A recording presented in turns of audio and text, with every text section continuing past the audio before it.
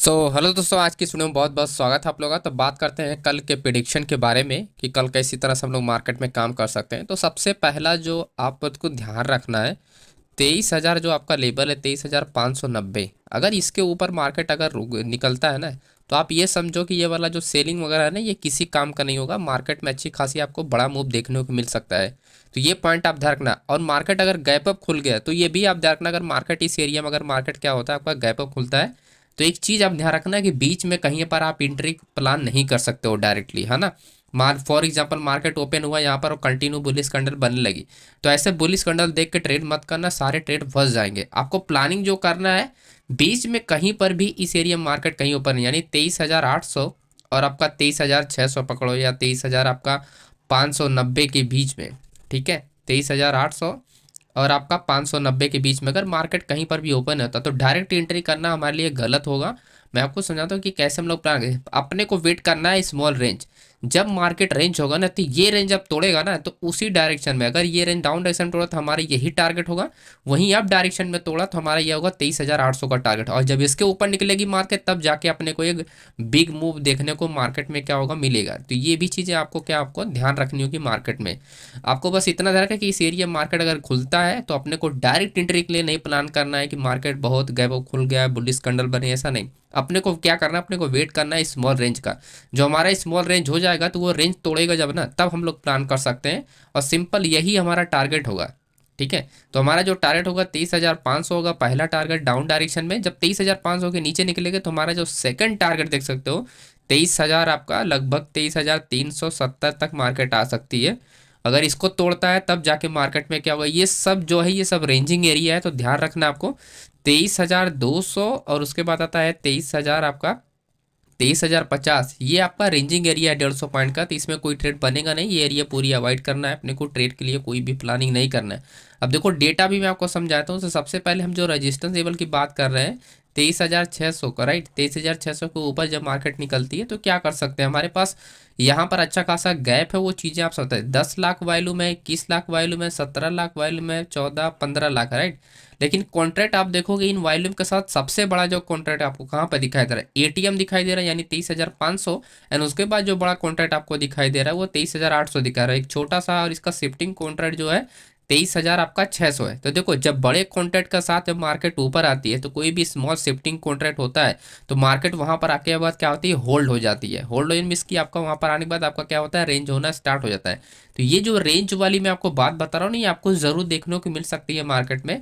अगर आपको मार्केट यहाँ कहीं ओपन ओपन होता है तो मार्केट में रेंज आपको जरूर मिले, क्योंकि कॉन्ट्रैक्ट जो वो आपका होल्ड है वो एग्जिट नहीं होगा, राइट। तो रेंज होने के बाद ही वो पता चले कि मार्केट किस डायरेक्शन में टूटेगी। अब जब टूटेगा तभी जाके यहाँ पर बड़े प्लेयर इंटरेस्ट लेंगे एंड नई पोजीशन ओपन करने का। तो ये भी हमारे लिए एक बहुत अच्छी अपॉर्चुनिटी होगा। तो वही 23,600 जो मैंने बताया, वहाँ पर एक अपने को अच्छा खासा अपॉर्चुनिटी देखने को मिल सकता है। जो हमारा नेक्स्ट आप देख सकते हो 23,800 तक मार्केट क्या है आपका, 23,800 मतलब 23,800 पे रेजिस्टेंस लेवल है।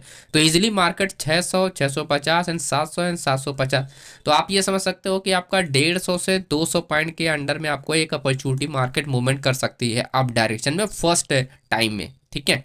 वहीं मार्केट में अगर डाउन डायरेक्शन जाता है तो यहाँ पर आ दो कॉन्ट्रैक्ट में, आप देखो कॉन्ट्रैक्ट में कोई भी डिफरेंस नहीं है, लेकिन वाइलो में यहाँ पर काफ़ी ज़्यादा डिफरेंस है। क्लियरली आप देखोगे 23,500 पे, 23,300 पे, तो 200 पॉइंट का मार्केट में क्या आपको दिखाई रहा है, 200 पॉइंट का मार्केट में गैप दिखाए। आप देखो बात समझो, हमने जो यहाँ पर जो लेबल्स निकाले, इस लेबल को आप ऑब्जर्व करोगे 23,500, तो ये वही लेबल है जहाँ पर मार्केट क्लोजिंग है। लेकिन बीच में तो एंट्री नहीं कर सकते ना, प्रॉब्लम ये है। तो प्रॉब्लम ये कि बीच में कहीं पर भी एंट्री नहीं कर सकते। एंट्री कब करेंगे, जब 23,000 आपका 340 ब्रेक होगा, क्योंकि ये सपोर्ट है। सपोर्ट टूटेगा तो हमारे पास ज़्यादा बड़ा मोमेंटम नहीं है, हमारे पास सिर्फ स्कल्पिंग एरिया है। ये पूरी की पूरी स्कल्पिंग एरिया है। ज़्यादा से ज़्यादा 50 पॉइंट, उसके बाद ज़्यादा से ज़्यादा 50 से आपको 80 पॉइंट के बीच में आपको एक स्कल्पिंग ही मिलने वाली है डाउन डायरेक्शन। जब बड़े डायरेक्शन में यानी आप डायरेक्शन में जाता है 23,600, तो एक अच्छी खासी अपॉर्चुनिटी अपने आप हमारे पास दिखाई दे रही है। तो ये चीज़ें आपको निफ्टी में ध्यान रखना है कि बड़े मूव कैसे मिल सकते हैं। तो अपने को ब्रेकआउट ट्रेड पे अपने को प्लान करना है। वहीं बैंक निफ्टी के लिए अगर हम बात करें तो बैंक निफ्टी के लिए हमारे पास जो सबसे बेस्ट एरिया है 49,800 का हमारे लिए सबसे बेस्ट एरिया है, जो कि ब्रेकआउट एरिया है। ये क्या है, ब्रेकआउट एरिया है। अगर मार्केट देखो फ्लैट खुल जाता है तो बहुत अच्छी अपॉर्चुनिटी है। अगर मार्केट गैप अप खुलता है तो हमारे लिए कुछ क्या होगा, हमारे लिए यहाँ तक कम से कम 49,800 के आसपास अगर मार्केट खुलता है तो अपने को रेंज ब्रेकआउट पे हम लोग प्लानिंग कर सकते हैं यहाँ पर। और ध्यान रखना है कि मार्केट अगर डाउन डायरेक्शन ब्रेक होता है तो अपने पास सिर्फ स्कैल्पिंग ही है। इस एरिया से 49,600 ब्रेक आएगा तो यहाँ पर मार्केट आएगी 49,270 का, यहाँ से तोड़ेगी तब जाके मार्केट 48,950 का। तो एक छोटा छोटा 150 पॉइंट 200 पॉइंट का स्कैल्पिंग है, स्कैल्पिंग करके हम लोग यहाँ से निकलने की कोशिश करेंगे।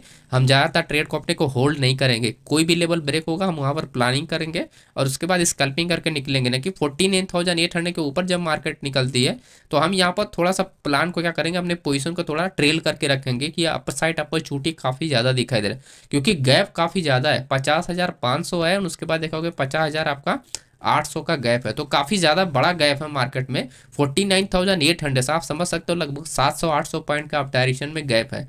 मैं डेटा भी समझा देता हूँ जिससे आप ये भी समझ सकते हो कि बड़े लोग पोजीशन कहाँ पर बना के रखे हैं और क्या कर रहे हो मार्केट में, जिससे आपको अच्छी खासी आपको पकड़ मिल जाएगी कि लाइव मार्केट में आपको कैसे प्लान करना चाहिए, है ना।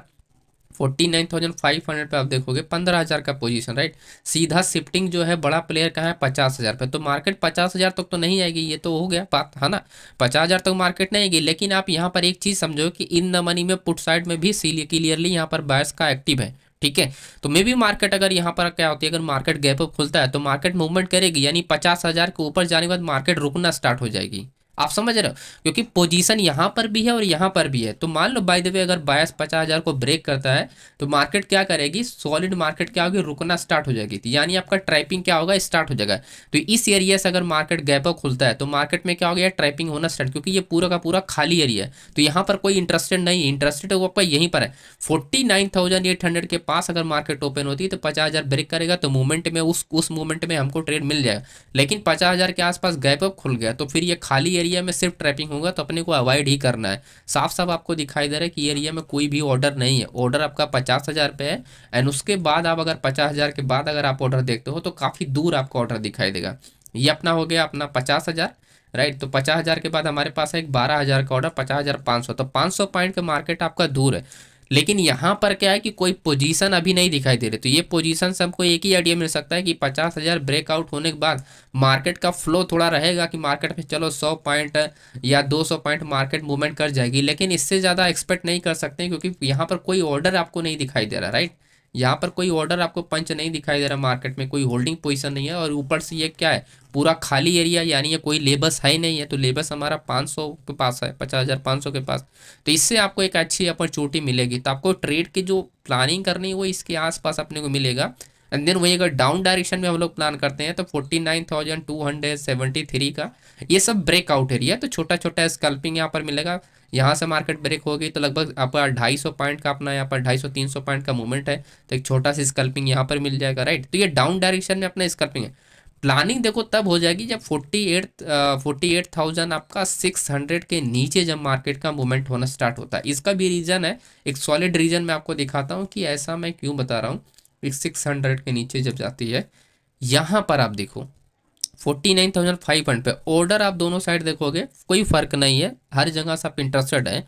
लेकिन अब 49,000 पे आप देखोगे यहाँ पर इन द मनी भी पोजीशन यहाँ पर एक्टिव है, एंड देन यहाँ पर पर साइड भी पोजीशन एक्टिव है। इसका मतलब ये है कि 49,000 के नीचे अगर मार्केट जाती है तो मार्केट क्या होगी, जो मूवमेंट होता है, जो मूव होता है वो क्या होगा, एकदम स्लो हो जाएगा, राइट। मूव क्या हो जाएगा आपका, स्लो हो जाएगा। तो मार्केट डायरेक्टली मूवमेंट नहीं करेगी।